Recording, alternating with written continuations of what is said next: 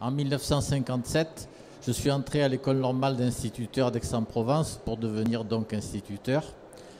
Et ce n'est qu'en 2007 que j'ai pris conscience de ce que j'ai fait pendant les 50 années qui ont précédé, puisque pendant ces 50 années, j'étais au service de l'éducation nationale.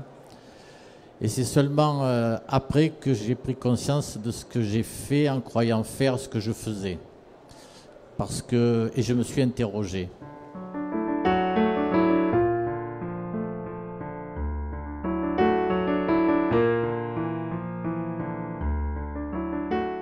Et j'ai tout simplement remarqué que j'étais un petit peu à l'image de celui qui est dans une prison. Et cette prison est étroite, elle est petite, elle sent mauvais, elle est obscure. Et donc, ce que j'ai fait pendant les 50 années, ça a été de rendre cette prison plus agréable. Donc, j'ai cassé des cloisons, j'ai repeint les murs, je l'ai rendu agréable. C'est-à-dire que j'ai travaillé en fait, et c'est ce que font beaucoup de mouvements pédagogiques entre autres, à rendre la prison plus agréable, et j'ai repeint avec des jolies couleurs pendant 50 ans à peu près.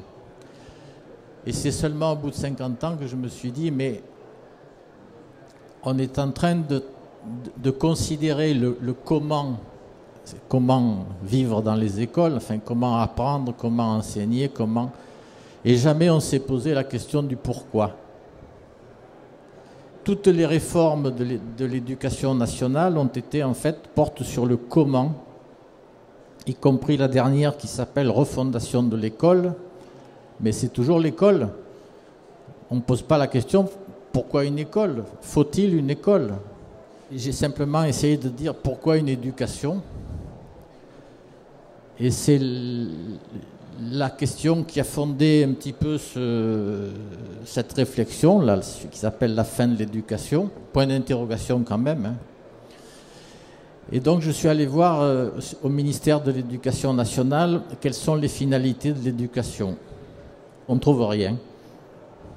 C'est quand même surprenant.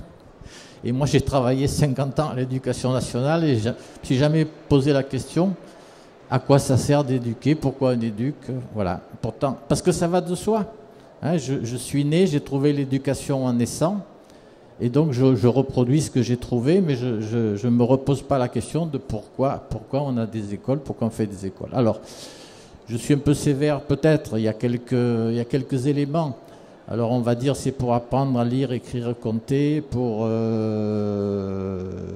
apprendre à vivre ensemble, ça c'est génial ça. Bon. Pour l'épanouissement de l'enfant, mais pourquoi apprendre à lire, écrire et compter? Pourquoi apprendre à vivre ensemble? Ça y est pas. Et la seule chose que j'ai découvert quand même à la toute fin, à la conclusion de l'introduction d'un des ministres, il écrit, ce document, c'est le document officiel hein, des programmes, il écrit, ce document va permettre aux parents et aux enseignants de permettre à tous les enfants de réussir. Bien entendu, c'est de réussir à l'école. C'est très explicite dans tout ce qui reste. Donc, en fait, la finalité de l'école, c'est de réussir à l'école. Et effectivement, si je prends l'orthographe, il ne s'agit pas d'écrire sans erreur orthographique, il s'agit de faire une dictée pour avoir 20 sur 20 à l'épreuve d'orthographe. Il ne s'agit pas de savoir calculer dans la rue, il s'agit simplement de résoudre le problème ou de passer l'examen. C'est-à-dire que la seule finalité de l'école, c'est l'école elle-même. Et tout est fait par la suite pour essayer de rattraper ceux qui en sortent, avec des dispositifs de rattrapage, pour essayer de les remettre là. Alors je me suis quand même posé cette question, mais pourquoi cette insistance? Pourquoi 132 milliards d'euros sont dépensés pour absolument éduquer des enfants?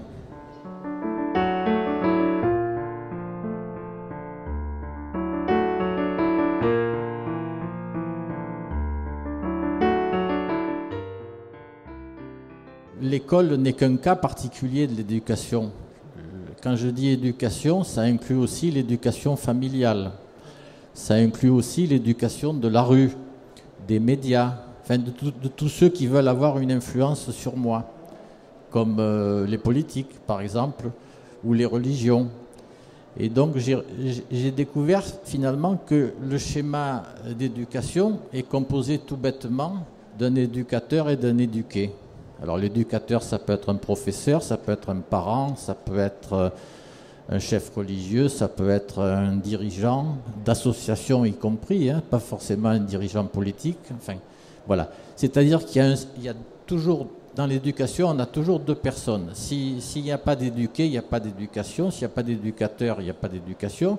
Il faut à la fois un éducateur et un éduqué. Et si un est éducateur et l'autre est éduqué, ça veut dire qu'il y a une différence dans le statut. Ce que présente l'éducation, c'est cette hiérarchie. Soit je suis dominateur, soit je suis dominé.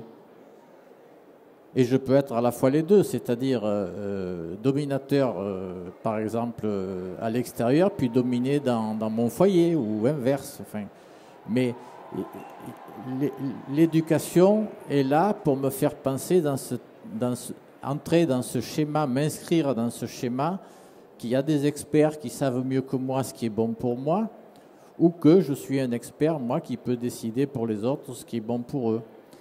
L'éducation, c'est je décide pour mon enfant, mais à l'âge adulte, ça marche encore, hein, et peut-être que ça marche encore parce que je l'ai appris enfant, c'est je décide pour toi ce qui est bien pour toi.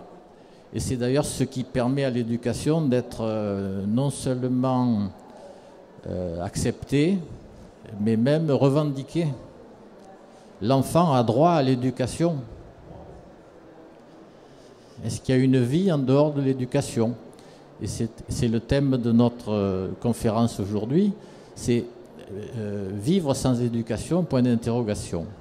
Et peut-être que l'important, c'est pas tant la réponse, mais c'est surtout de se poser la question et de voir qu'est-ce qui se trame en fait, qu'est-ce qui se joue derrière cette éducation qui est quelque chose de valorisé, de noble, de promu. Enfin, on veut éduquer le monde entier. Et pourquoi ?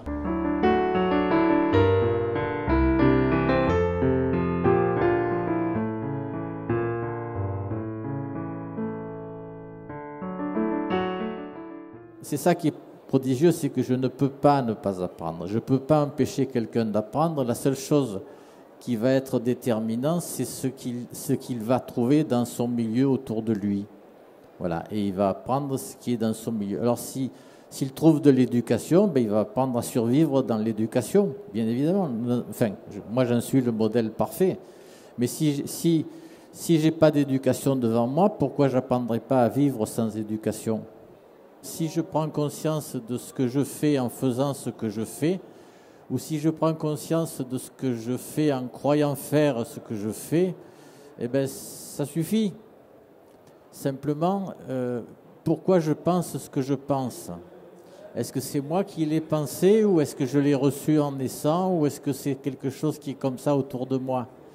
Et à partir du moment où je me rends compte que ce que je pense, c'est pas ce que je pense vraiment, mais c'est ce qu'on m'a conditionné à penser, ben je peux à ce moment-là penser par moi-même.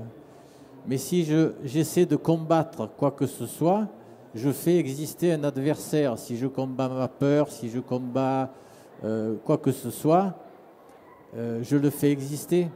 Donc c'est pas en fait en essayant de nier ce qui a été ou ce qui est, mais c'est au contraire en le recevant et en l'acceptant, en prenant conscience de comment ça m'a façonné et ça m'a conditionné, que je peux effectivement m'en libérer, tout simplement. C'est-à-dire retrouver ce que j'aurais jamais dû perdre et que l'éducation m'a fait perdre.